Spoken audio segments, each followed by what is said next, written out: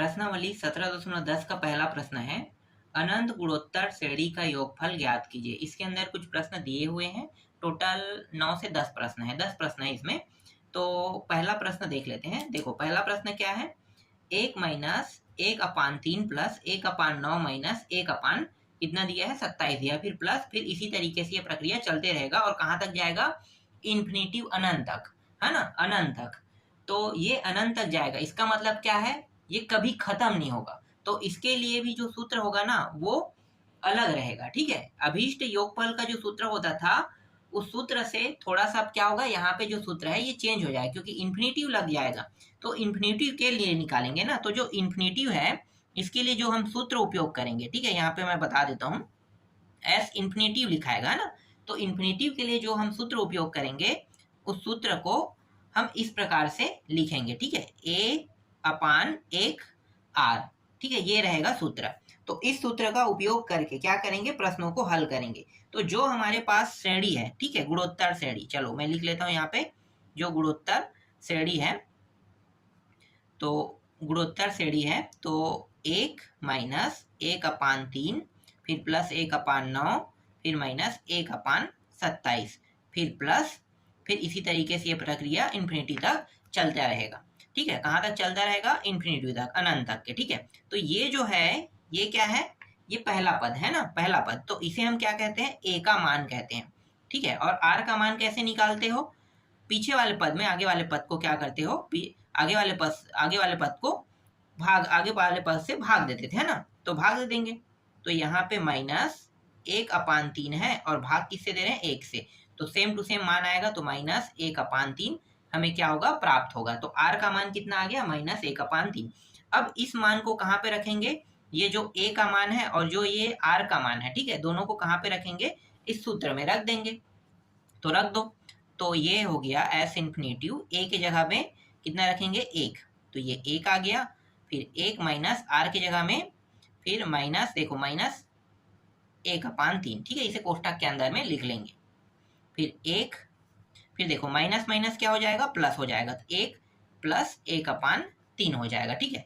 अब देखो ये प्लस है, ये 1 है, ठीक है, और ये 1 है, फिर प्लस है, फिर 1/3 है। तो देखो 1/3 है ना, 1/3 मतलब 1/3, तो ये भी बटा के रूप में इसे भी लिख लेते हैं। तो ये क्या हो गया, 1/1 हो गया। अब जब तक कि हर बराबर नहीं होगा तब तक कि ये जुड़ नहीं सकता, ना ही घट सकता है। नियम यही कहता है ना, घटाने का अगर चिन्ह होता तो हर बराबर होने पर ही घटता है और जुड़ता है, ठीक है, यही नियम है। तो पहले हम हर को बराबर कर लेते हैं। तो देखो 3 एकम 3, ये हर बराबर हो गया, 3 एकम फिर 3, फिर 1 का इसके साथ गुणा, ठीक है, इस तरीके से, और ऊपर में क्या है, 1 है, ठीक है। तो देखो 1 2 3, 3 पद ही दिखाई दे रहे हैं, लेकिन ध्यान से देखा जाए तो नीचे से गिनेंगे तो ये तीसरा ये चौथा और तीसरा पद बस हो रहा है, तीसरा है ना, तीसरा और ये चौथा हो रहा है। तो इसका जो पद है वो गायब है, 1 का, तो 1 का पद गायब है, तो दूसरा को इस प्रकार से लिख लेंगे। तो नियम क्या है भाई, पहले चौथे का गुणा और दूसरा और तीसरे का गुणा, है ना।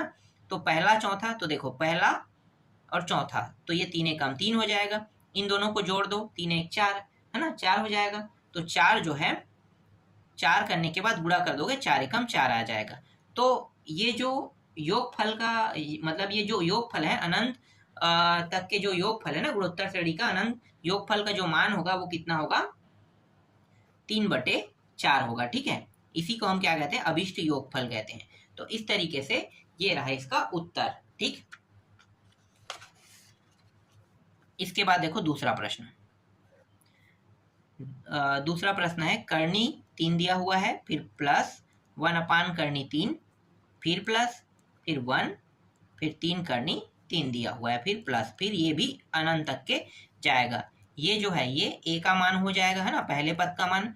फिर आर का मान कैसे निकालते हो, 1/कर्णी 3 और कर्णी 3 सी से भाग दे दो, कुछ नहीं, नीचे मतलब 1 है, ठीक है, इस कर्णी के नीचे में 1 आ जाएगा। नियम क्या है, पहला और ये चौथे का गुणा और ये दूसरा और तीसरे का गुणा, है ना। तो 1 गुणा 1 क्या हो जाएगा, 1 ही होगा, ठीक। ये कर्णी 3 है ना, तो ये कर्णी 3 मतलब ये आधा आधा है, समझो, है ना, ये हमेशा ऐसे ही रहता है। देखो 3 और ये कर्णी 3, अगर इन दोनों को गुणा करोगे तो क्या होगा भाई, ये एक कर्णी के अंदर आ जाएगा इस तरीके से। अब यहाँ पे जोड़ा बन रहा है, जोड़ा से 3 बाहर निकल जाएगा ना, तो यही तो नियम है। तो ये जो है क्या हो जाएगा, 1/3 हो जाएगा। तो यहाँ पे r का मान कितना आ रहा है, 1/3 आ रहा है। अब अभीष्ट योगफल, ठीक है, अभीष्ट योगफल जिसे हम क्या कहते हैं, एस इन्फिनेटिव, है ना, इस सूत्र को लगा देते हैं। ठीक है, तो इस सूत्र को लगा देंगे तो a और 1 माइनस आर, ए की जगह में कितना रखेंगे, करनी 3, 1 माइनस आर की जगह में कितना रखेंगे, 1/3, ये रहा 1/3। ठीक, अब जब तक के हर बराबर नहीं होगा तब तक के नहीं ये जुड़ सकता है और नहीं घट सकता है। तो हर बराबर कर लेते हैं, तो 3 फिर 1 फिर ये 3। ठीक है, इस तरीके से ये हर बराबर हो गया। ठीक, यहाँ पे कुछ नहीं मतलब 1, तो पहले चौथे का गुणा और ये दूसरा और तीसरे का गुणा, तो करनी 3, तो 3 करनी 3 आ गया ये, और इसको घटा देंगे तो 2। तो यही क्या होगा, इस प्रश्न का उत्तर होगा। ठीक है, इससे आगे और हल नहीं हो रहा है। तो जो दूसरा प्रश्न है इसका उत्तर ये रहेगा। ठीक है, समझ में आ गया ये प्रश्न, बहुत सरल है, बहुत ही आसान प्रश्न है सारे प्रश्न। 0.9 फिर 0.03 फिर 0.001 फिर प्लस, फिर इस तरीके से कहाँ तक के जाएगा, अनंत तक के चला जाएगा। ठीक है, ये अनंत तक के चला गया। ये ए का मान हो गया। ठीक है, 0.9, ए का मान, आर का मान निकालो, तो आर का मान 0.03 को भाग दे देंगे, जिससे 0.9 से भाग देंगे। और आप लोगों को नियम पता है, नियम क्या है, देखो ये 2 संख्या दशमलव के बाद, तो इसे भी 2 संख्या होना चाहिए, पीछे में क्या उतार देना है आपको, एक 0 उतार देना है। ठीक है, अब देखो 3 एकम एक बार में कट गया, 3 तिया और 3 शून्यम, तो 1/30 आ गया। ठीक है, तो यहाँ पे आर का मान कितना आया, 1/30 आया। अब इस 1/30 को और इस ए के मान को कहाँ पे रखेंगे, सूत्र में। ठीक है, ए 1 माइनस आर यहाँ पे रख देंगे, तो ए के जगह में 0.9, 1 माइनस आर के जगह में 1/30। नियम आपको पता है ना, नियम पता है, तो नियम के थ्रू हल कर देंगे। 0.9 हो गया। ठीक, ये 30 एकम 30, 30 एकम 30, एक घटा देंगे तो 29 होगा, 29/30, इस तरीके से इसे लिख लेते हैं। ठीक है, 29/30 हो गया। ठीक, अब ये जो 0.9 है इसको भी ना बटा के रूप में लिख लेते हैं। ठीक है, तो बटा के रूप में लिखेंगे तो देखो दशमलव बाद कितने कितने संख्या, एक संख्या, तो 9/10, इसे हम कैसे लिखेंगे, 9/10। ठीक है, तो 9/10 ये हो गया, और 29 ये रहा 30। ठीक, तो 29/30, तो पहला चौथे और दूसरा तीसरे का गुणा, 9 गुणित 30 कर दो और 10 गुणित 29 कर दो, तो 10 एकम 10 तिया, 3 बार में कट गया। ठीक है, 3 बार में ये कट गया। ठीक है, और कट रहा है क्या, नहीं कट रहा है।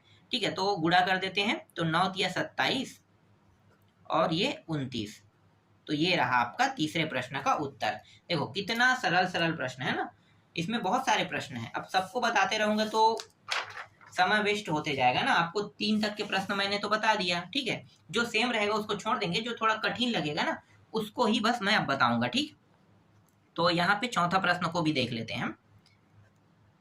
हालांकि सारे प्रश्न बहुत आसान हैं। फिर x+1 और इसका भी वर्ग, फिर x+1 इसका 3 घात, इस तरीके से अनंत तक के जाते रहेगा ये। ठीक है, ये पहला पद हो गया, a का मान, r का मान 1/x+1 का वर्ग और 1/x+1। ठीक है, इस तरीके से ये एक घात रहेगा ना। नियम पहला चौथे का गुणा और दूसरा तीसरे का गुणा, तो पहला चौथा मतलब ये जो नीचे वाला मान है ये ऊपर चला गया, और ये हो गया x+1 इसका 2 घात, ये और ये घात कट गया, तो कितना आया, 1/x+1 आया। ठीक है, तो 1/x+1 r का मान हमें क्या हुआ, प्राप्त हुआ। ठीक है, अब इन्फिनिटी वाला सूत्र लगा दो।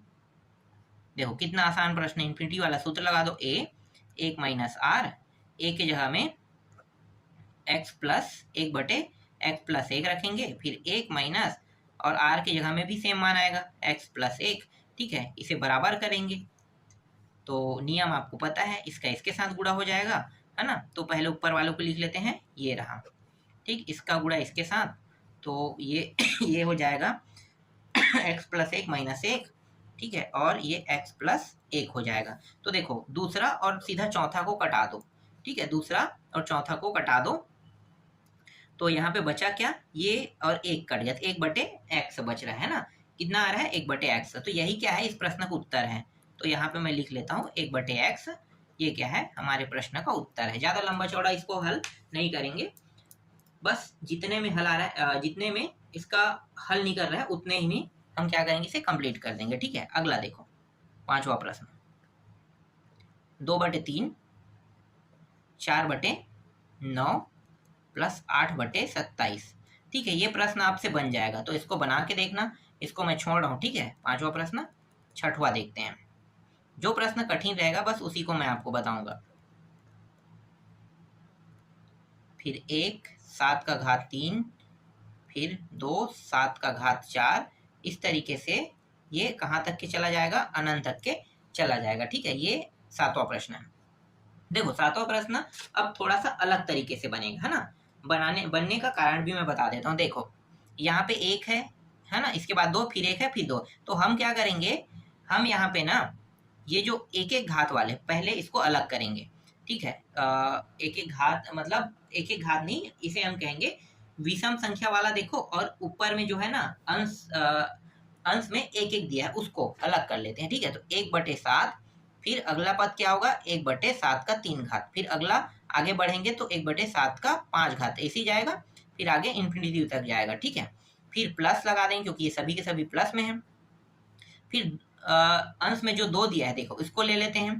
तो 2 7/2, फिर 2 7/4, फिर 2 7/6। ठीक है, इसी तरीके से बढ़ते बढ़ते कहाँ तक जाएगा, अनंत तक के चला जाएगा। तो हम क्या हम इसको क्या करेंगे, हम इसको 2 अलग अलग हिस्सों में बांट लेंगे। ठीक है, ठीक है, तो मैंने इसे 2 अलग अलग हिस्सों में बांट लिया। ठीक, अब ये जो है इसका पहला पद है। ठीक है, इसके लिए अब निकाले हैं, तो 1/7 आ गया, और r का मान 1 7 का 3 घात, और फिर 1 7 का 1 घात, है ना। तो ये हो जाएगा 1 7 का 2 घात। ठीक है, तो 1 7 का 2 घात जो है ये आ जाएगा r का मान। ठीक है, इसके लिए अब इसके लिए निकालते हैं। ठीक है, 2 अलग अलग 2 खंड कर लेते हैं तो ज्यादा अच्छा रहेगा। ठीक है, अब इसके लिए निकालते हैं, तो ये हो जाएगा a का मान 2 7 का 2 घात हो जाएगा। ठीक है, फिर r का मान तो 2 7 का 4 घात, और 2 7 का 2 घात। ठीक है, तो ये दो कट गया। ठीक, और यहाँ भी 1/7 का 2 घात ही आएगा। ठीक है, तो r का मान दोनों में 1/7 का 2 घात ही आ रहा है ना, 1/7 का 2 घात आ रहा है। ठीक, चलो अब हल करते हैं। तो दोनों को एक साथ चाहो तो एक साथ लेके चल सकते हो, या फिर अलग अलग भी लेकर हम इसे चल सकते हैं। ठीक है, तो मैं यहाँ पे एक साथ लेकर चलता हूँ। ठीक है, एस इन्फिनेटिव, तो ये हो जाएगा a। ठीक है, ये a और 1 माइनस r। ठीक है, फिर ये हो गया a 1 माइनस r। ठीक है, दोनों को साथ लेकर चल रहे हैं, इस वाले को यहाँ पे और इसका जो है यहाँ पे रखना है। ठीक है, तो a के जगह में 1/7 आ गया, फिर 1 माइनस 1/7 का 2 घात। तो हम इसे ऐसे भी लिख सकते हैं। ठीक है, क्योंकि 1 के साथ वर्ग हम आसानी से रख सकते हैं, तो इसे इस प्रकार से लिख लेते हैं। ठीक है, ये ज्यादा अच्छा रहेगा, या फिर आप चाहो तो जैसा है वैसा भी लिख सकते हो। ठीक है, चलो लिख लिए, तो अब इसे काटेंगे नहीं, है ना। फिर यहाँ पे 2, फिर 7 का 2 घात, फिर 1 माइनस, और यहाँ भी 1 7 का 2 घात। ठीक है, इस तरीके से, फिर 1 7, फिर 1 माइनस, ये हो जाएगा 1/49। ठीक है, 1/49, फिर प्लस 2 7 1, और 1 ये भी 49 हो जाएगा। ठीक है, इस तरीके से ये भी 49 हो गया, है ना। यहाँ पे कुछ नहीं मतलब 1, यहाँ भी कुछ नहीं मतलब 1, तो 1/7 ये हो गया 49 एकम 49, एक घटाएंगे तो कितना हो जाएगा, 48/49 हो जाएगा। इसी तरीके से 2/7। ठीक है, 7 का वर्ग था ना, यहाँ पे वर्ग है, तो 7 का वर्ग लिखेंगे। ठीक है, और ये चलो वर्ग ही लिख लेते हैं, बाद में इसको और आगे हल करेंगे तो जो कटेगा उसको कटा देंगे, है ना। फिर यहाँ पे 49 सेम टू सेम होगा 48, 49 एकम 49, एक घटाएंगे तो 48, है ना। तो 48 बटे ये रहा 49 आ गया। ठीक है, 48/49 और यहाँ भी इस तरीके से, ठीक। फिर बगल में कर लेते हैं, ठीक है। बाकी जो बचा है थोड़ा सा उसको बगल में करते हैं। अब नियम लगा देते हैं, पहला चौथे का गुणा दूसरा तीसरा, पहला चौथा और ये दूसरा तीसरे का गुणा, है ना, यही नियम है। तो 1 के साथ गुणा हो रहा है किसका, 49 का, और फिर 7 के साथ गुणा हो रहा है 48 का, फिर प्लस लगाओ। फिर यहाँ पे भी वैसे ही करना है, 2 का गुणा हो रहा है किसके साथ, 49 के साथ, और 7 के 2 घात का गुणा होगा किसके साथ होगा, 48 के साथ, ठीक। इस तरीके से देखो, ये 7 अगर चाहो तो यहीं पे कटाना चाहो तो कटा सकते हो ना। तो देखो कटा देते हैं जो कट रहा है उसको। तो ये नहीं कटाते क्यों है यार, उभयनिष्ठ निकाल लेते हैं ना, ज़्यादा आसान हो जाएगा। ठीक है, क्या क्या उभयनिष्ठ निकल रहे हैं, उभयनिष्ठ निकालने वाले विधि से निकालते हैं। देखो ऊपर से 49 उभयनिष्ठ निकल रहे हैं, तो यहाँ पे मैंने 49 को उभयनिष्ठ निकाल लिया, ठीक है। और नीचे से 7 7 48 48, तो 7 गुणित 48 को उभयनिष्ठ निकाल लेते हैं, ठीक है। बच क्या रहा है, यहाँ पे ऊपर में 1 बच रहा है और नीचे में ये पूरा निकल गया तो 1 बचेगा, ठीक है। फिर प्लस, फिर यहाँ पे देखो 2 बचेगा और नीचे में 7 के 2 घात में 1 घात निकला है तो 1 घात बचेगा, ठीक है। इससे क्या हो गया, और छोटा हो गया। अब कटा देते हैं, 7 एकम 7 सत्ते, है ना, 7 सत्ते बार में कट गया, ठीक है। फिर 7 बटा यहाँ पे कितना आ रहा है, 7 बटा 48 आ रहा है। देखो 7 एकम 7, 7 और 2 9, तो ये हो गया 9 बटे 7, ये 7 कट गया, तो 9 बटा कितना आ रहा है, 48, है ना। आगे और अगर ये कट रहे तो इसको कटा देते हैं, 3 के पहाड़े से दोनों कट रहे, 3 तिया 3 एकम 3 छक्के, तो 3 बटे 16, तो 3 बटा जो यहाँ पे 16 आ रहा है, यही क्या है, इस प्रश्न का उत्तर है। देखो इस तरीके से ये जो 6वां प्रश्न है वो कंप्लीट होता है, ठीक है। ये समझ में आ गया, बहुत आसान है, बस आपको जानना है बनाना कैसे है, बाकी प्रश्न जो है वो आसानी से बन जाएगा, ठीक है। ये 6वां कंप्लीट हो गया। देखो अब 7वां पे आते हैं।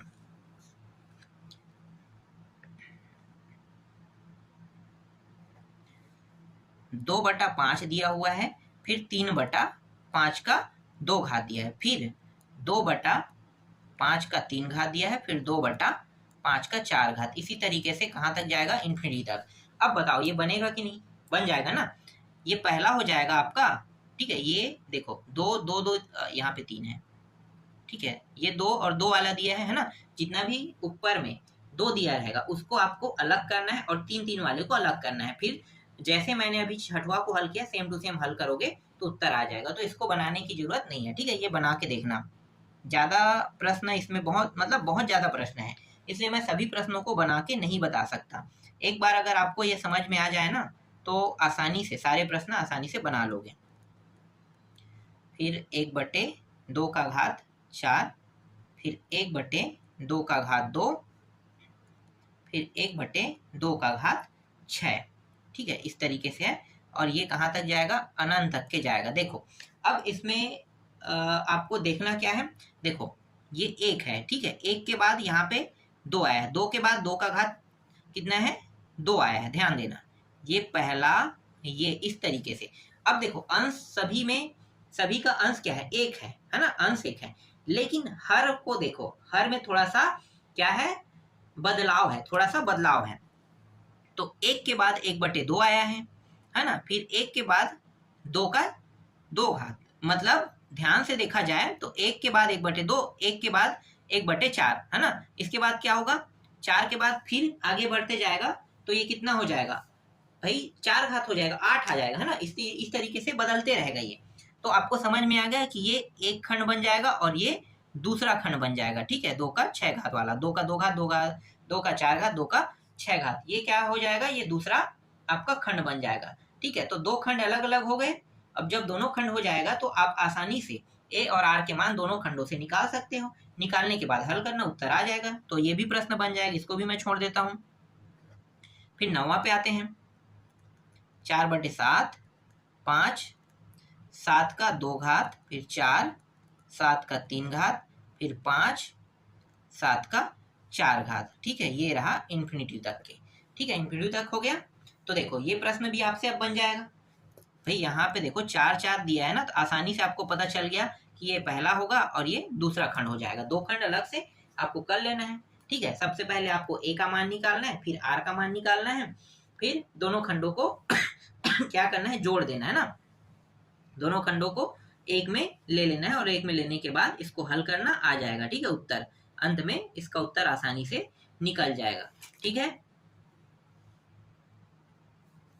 हाँ, यहाँ पे चिन्ह जो है बदलाव करेंगे ना, माइनस है, ठीक है, ये माइनस में इसमें रहेगा, ये प्लस प्लस में रहेगा, ठीक है। ज्यादा कुछ नहीं है, बस इतना ही इसमें दिया हुआ है, ठीक है। ऐसे ही 10वां प्रश्न भी है, तो 10वां प्रश्न को भी बना के देखना।